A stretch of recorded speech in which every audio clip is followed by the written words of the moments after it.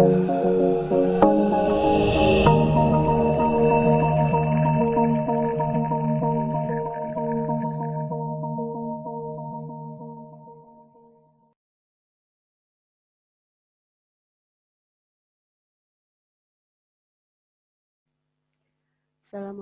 warahmatullahi wabarakatuh. Baik, kita lanjutkan materi kita. Di pertemuan pertama, kita sudah membahas matematika bisnis dengan ruang lingkupnya. Kemudian, pertemuan kita selanjutnya, kita akan membahas masalah deret. Deret itu ada dua macam. Yang pertama adalah deret hitung.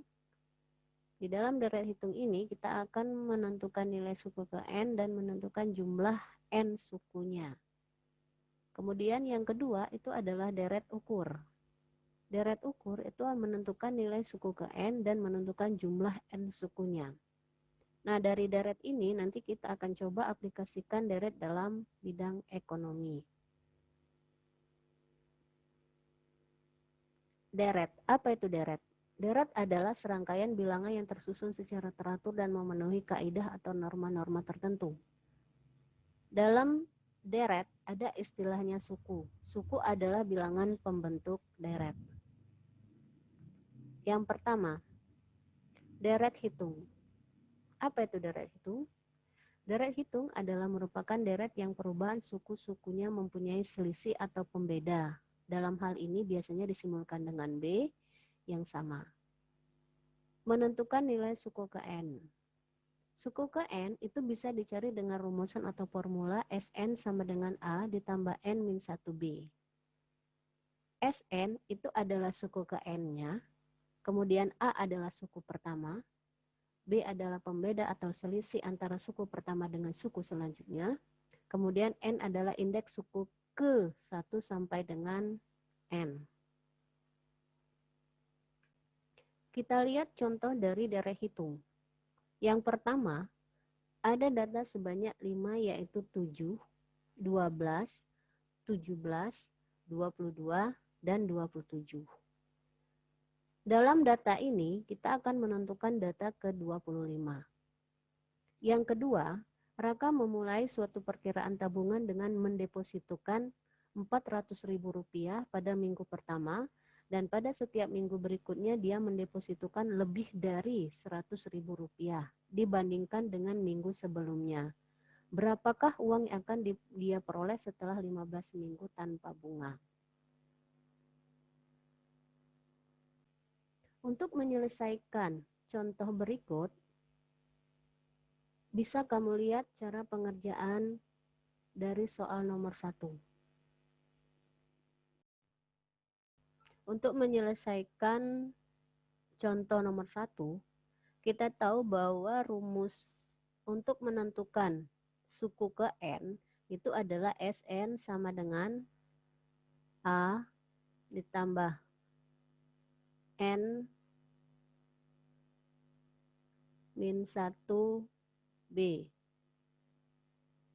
Di mana A adalah suku pertama. Dalam hal ini nilainya sama dengan 7. B itu adalah selisih antara suku pertama dengan suku selanjutnya. Berarti suku pertamanya adalah 7, suku kedua adalah 12. Berarti B sama dengan 12 dikurang dengan 7. Sama dengan 5.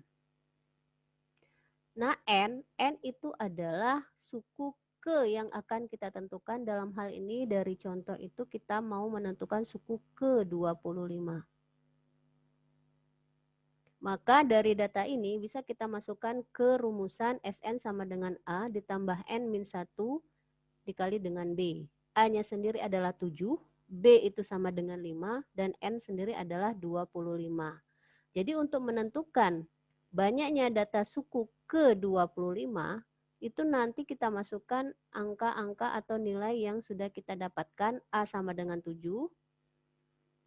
ditambah dengan N-nya sendiri adalah 25,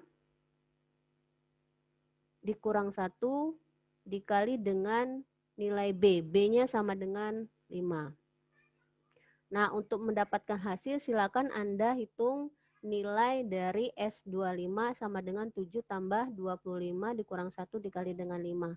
Itulah jumlah data dari urutan bilangan-bilangan 7, 12, 17, 22, dan 27 yang mau kita tentukan data ke-25-nya. Untuk soal nomor 2, itu nanti boleh dicoba dengan cara penyelesaian seperti contoh soal nomor 1 yang sudah saya berikan. Kemudian, kita mau menentukan jumlah N suku. Dalam hal ini, untuk menentukan jumlah N suku menggunakan formula sebagai berikut atau rumus sebagai berikut. Jadi kalau kamu perhatikan dari uraiannya seperti ini, maka nanti kita akan menentukan jumlah deret hitungnya untuk suku ke N itu adalah JN sama dengan A dikali N ditambah N per 2 dikali dengan N min 1 dikali B.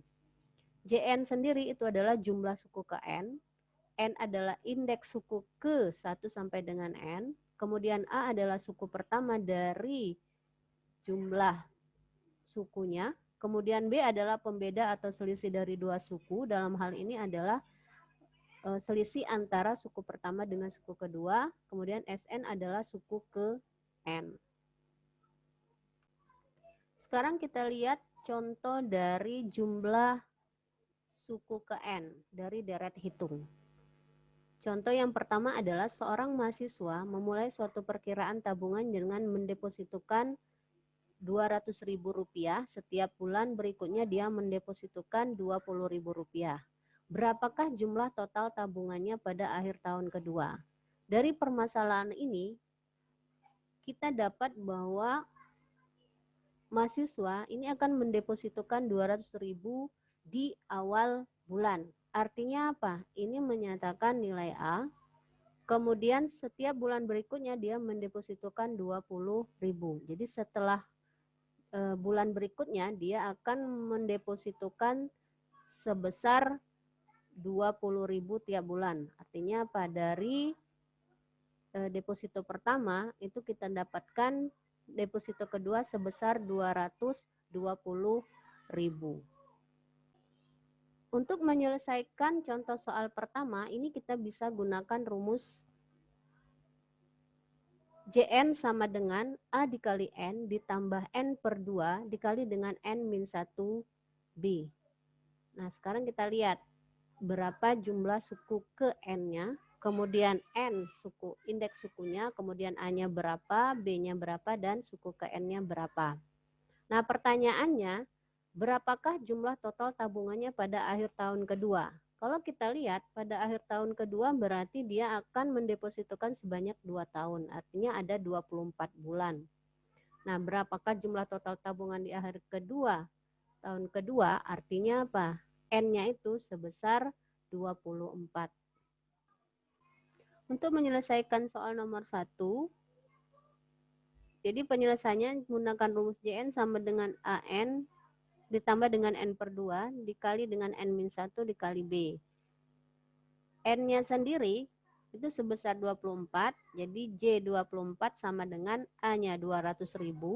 N-nya sendiri adalah 24, berarti 200.000 dikali dengan 24 ditambah 24 per 2 dikali dengan 24 dikurang 1 dikali dengan 20.000.